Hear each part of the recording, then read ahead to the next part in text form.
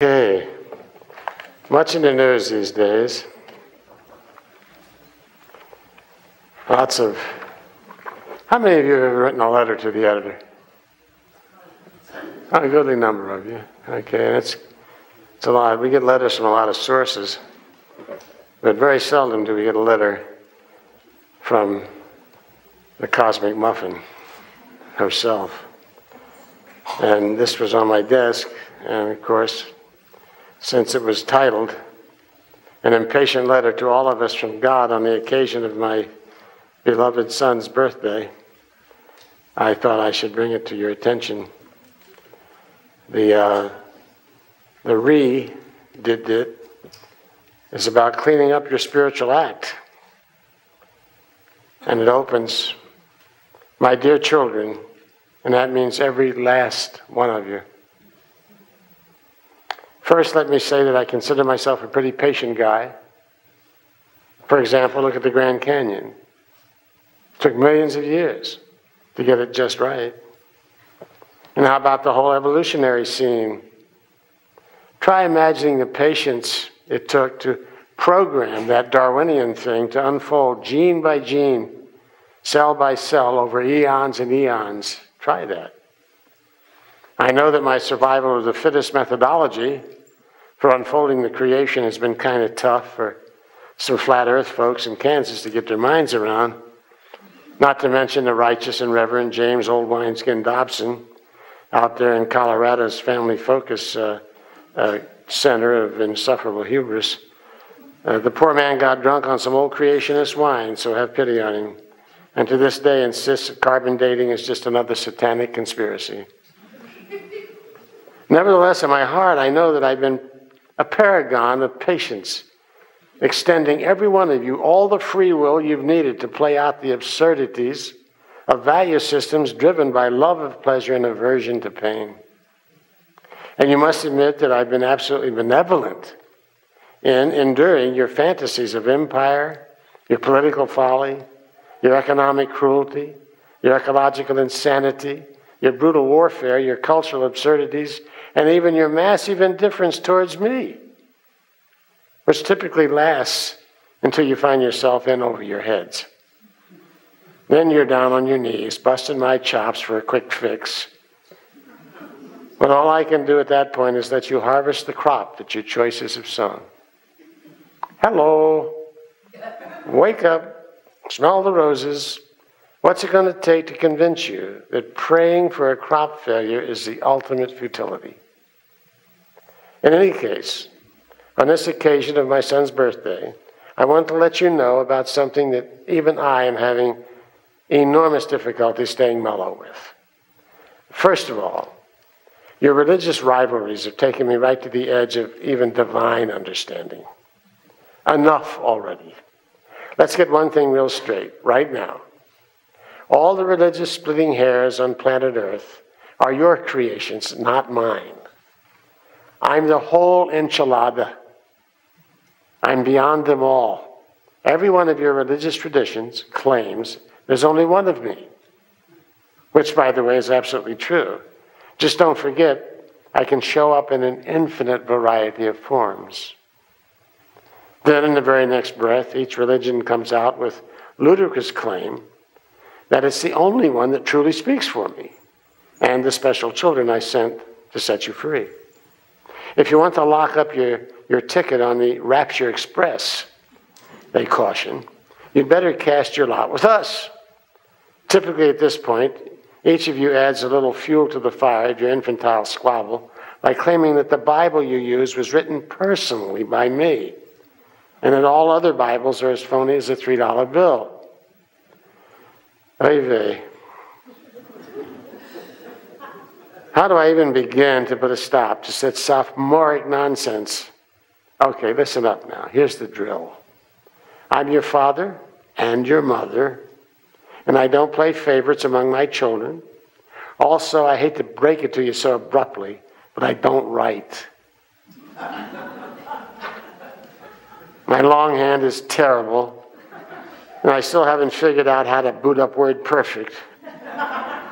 I've always been more of a doer than a writer anyway, So all your books, including every Bible taking up space in time, was written by men and women. Of course, they were inspired, remarkable people of their time, but their spiritual vision wasn't always 20/20 either.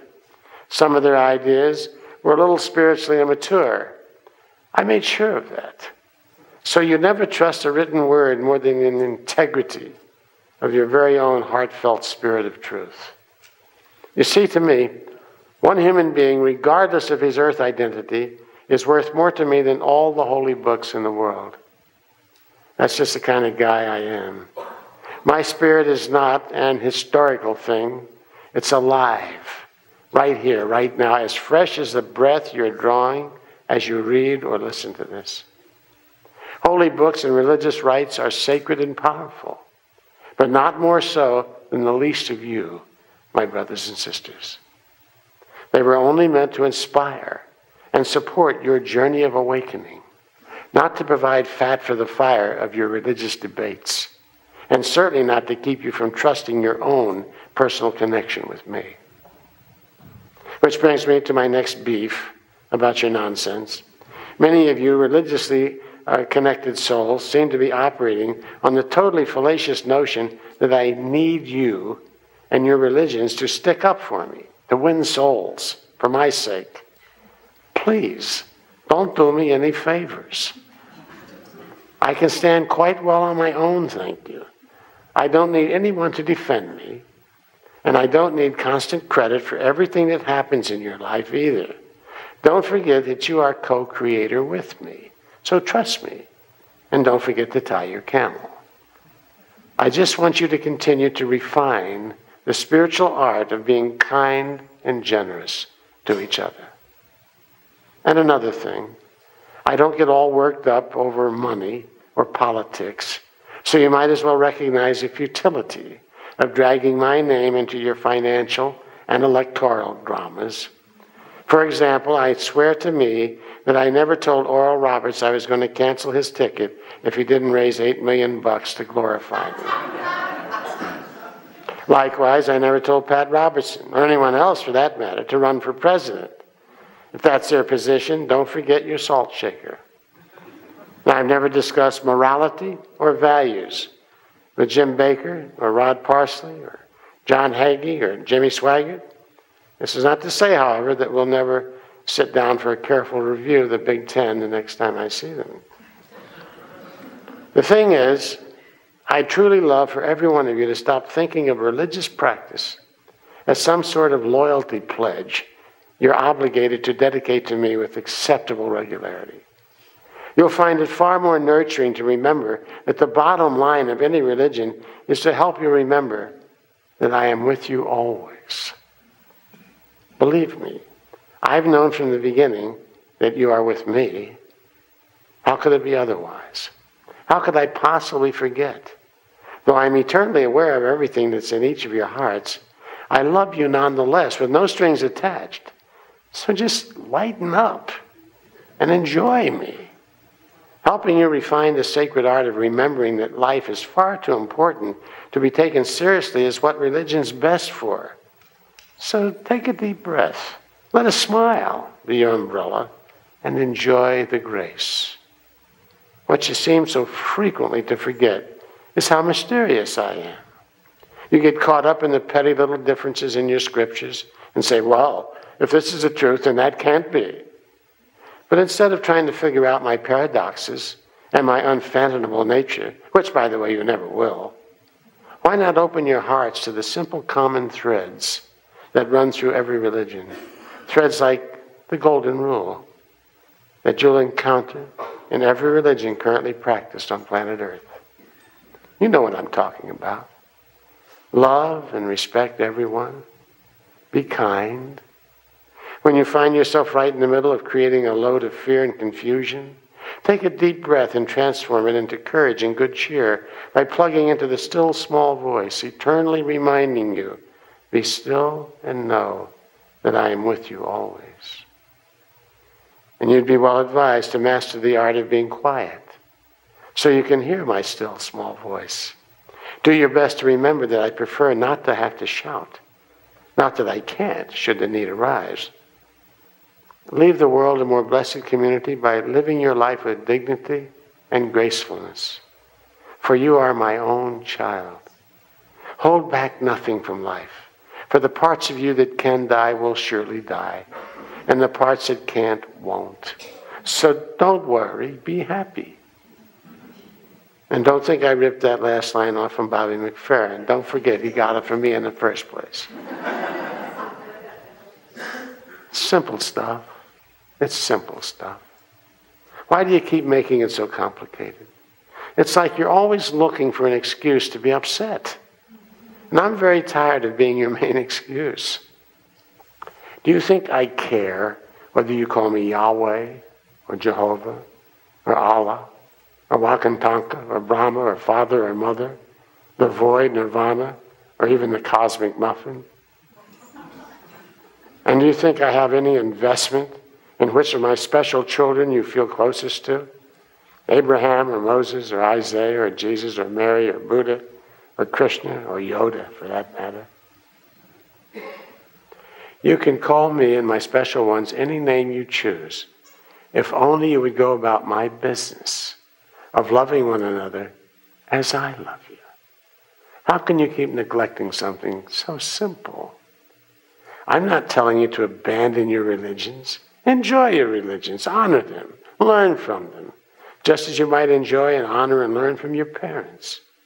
But do you walk around telling everyone that your parents are better than their parents, and that you'd better consider being adopted if you've got any interest in getting to heaven? Your childhood religion, like your parents, may always have the most special place in your heart. I don't mind that at all. And I don't want you to combine all the great traditions into one big mess. Each religion is unique for a reason. Each has a unique style so that the people can find the best path for themselves. But my special children, the ones that your religions revolve around, all live in the same place, my heart. And they get along with a level of respect and understanding that is inspiring. So it's way past time for all you clergy out there to stop creating a myth of sibling rivalry where there is none, and acknowledge that religion only looks different at the retail level. Everybody gets it from the same wholesaler. Trust me on that. My blessed children of earth, the world has grown too small for your pervasive religious bigotries and confusion. The whole planet is connected by air travel, satellite dishes, cell phones, fax machines, BBC, CNN, C-SPAN, and even that fair and balanced flock of false witnesses paying tribute to Rupert Murdoch, not to mention a wide variety of mutual needs and concerns. So get with the program. If you really want to help me celebrate the birthday of my son Jesus, then commit yourself to figuring out how to feed your hungry, clothe your naked, protect your abused, and shelter your poor. And just as importantly, make your own everyday life a shining example of kindness and good humor. I've given you all the resources you need, if only you abandon your fear of each other and begin living and loving and laughing together. And finally, my children everywhere, remember whose birth is honored on December 25th. And remember the fearlessness with which he chose to live and die. As I love him, so do I love each one of you. And I'm not really ticked off. I just wanted to get your attention because I hate to see you suffer. But I gave you free will. So what can I do now other than to try to influence you through reason and persuasion and a little old-fashioned guilt and manipulation? After all, I am the original Jewish mother. I just want you to be happy, and I'll sit in the dark. I really am indeed, I swear, with you always. Trust in me, and remember, from all that dwells below the skies, let faith and hope with joy arise. Let beauty, truth, and good be sung through every land, by every tongue. Merry Christmas and Happy New Year. Your one and only God of many faces. Merry Christmas. Merry Christmas. Thank you, beautiful ones.